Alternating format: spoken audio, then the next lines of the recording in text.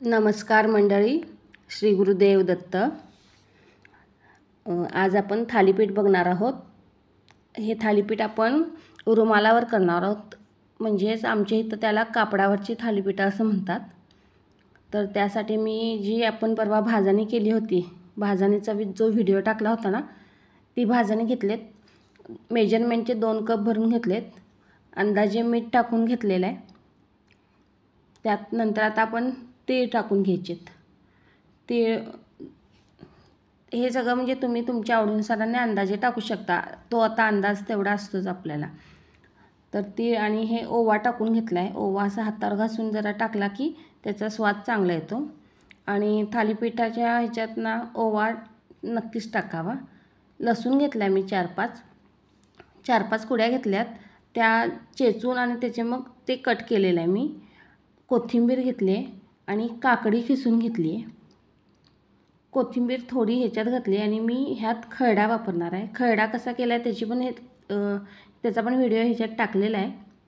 तर हा खरडा केला आहे, त्यात कोथिंबीर आणि लसूण असतो म्हणून मी लसूण आणि कोथिंबीर थोडी घातली आहे, कारण आपल्या खरड्यात लसूण आणि कोथिंबीर आहे।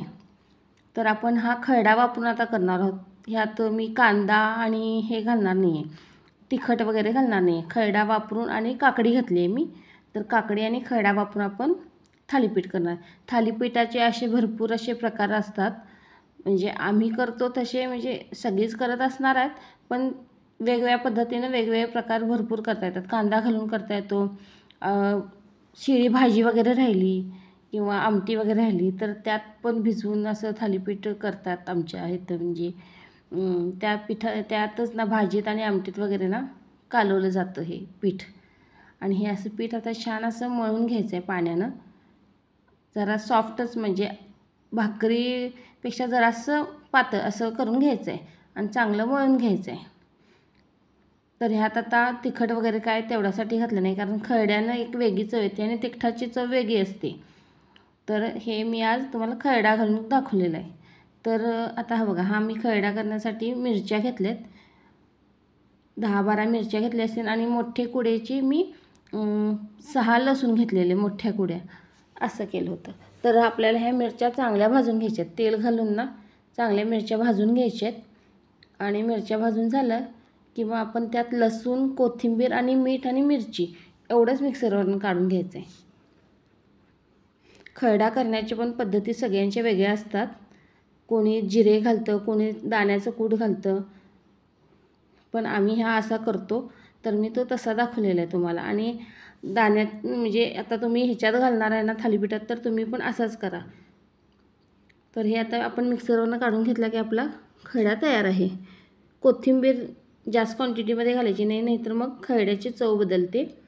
तर कापडावरचं म्हणजे आता मी इथं रुमाल घेतला आहे, रुमाल असा पोळपाट घेतलं आहे, पोळपाटावर रुमाल ओला करायचा आहे आणि ठेवून घ्यायचा आहे रुमाल पोळपाटावर, आणि परत वरनं पाणी घालायचं आहे थोडं, आणि हा गोळा थालीपीठाचा आपण घ्यायचा आहे आणि तो असा हातानं पसरवायचा आहे। अगदी सहजासहजी हातानं पसरवता येईल इतपत आपल्याला ते पातळ करायचं आहे पीठ, आणि लागल तसं हात म्हणजे ओला करून ना पाण्यानं ते आपण थापून घ्यायचं आहे। तर ह्या थालीपीठांची चव म्हणजे रुमालावरचे जे थालीपीठ आहेत ना कापडावरची, त्याची चव वेगळी लागते। आणि आपण जी डायरेक्ट करतो ना तव्यावर असं थापून, त्याची चव वेगळी पडते। आणि ही जी भाजणी आहे ते थालीपीठं खुसखुशीत होतात आणि अशी कडक जरी म्हणजे असं चामट वगैरे होत नाहीत, अशी थालीपीठं मऊ पण होतात आणि त्याला खुसखुशीतपणा पण असतो। म्हणजे अशी अगदी पेळपेळीत अशी नसतात, मऊ म्हणजे अशी मऊ नव्हे, खुसखुशीत पण असतात ती, आणि एकदम अशी कडक अशी होत नाहीत, चांगली होतात। तर हे मी असं करून घेतलेलं आहे। आणि ह्याला आपण ज्यावेळी रुमालावर थापतो ना त्यावेळेस असे होल करून घ्यायचे आहेत, का तर आपल्याला नंतर त्यातनं तेल सोडायचं आहे। तर मी असं घालून घेतलं आहे अलगद रुमालाचं थालीपीठ वगैरे काही पडत नाही, घालताना पण त्याला वरून पाणी वगैरे काही लावावं लागत नाही। अगदी सहजासहजी रुमालावरचं थालीपीठ तव्यावर हे केलं जातं। ह्या थालीपीठांचा एक फायदा काय होतो की आपल्याला प्रत्येक वेळी असा तवा गरम करून त्यावर थापलेलं असतं आपण थालीपीठ, ते काढून मग तवा गार करावा लागतो किंवा पाण्याखाली धरावा लागतो, असं काहीतरी करावं लागतं। तर ते तसं न करताना एकाच तव्यावरनं आपण अशी कंटिन्युअस अशी थालीपीठं करू शकतो. तर हा एक फायदा आहे ह्याचा आणि ह्याची पण टेस्ट खूप छान लागते.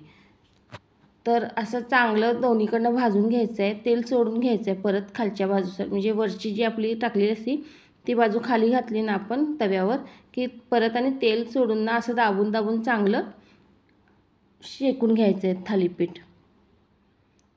आणि म्हणजे थोडं असं कच्चं वगैरे ते काय राहता कामा नये, चांगलं असं खरपूस असं भाजून घ्यायचं आहे.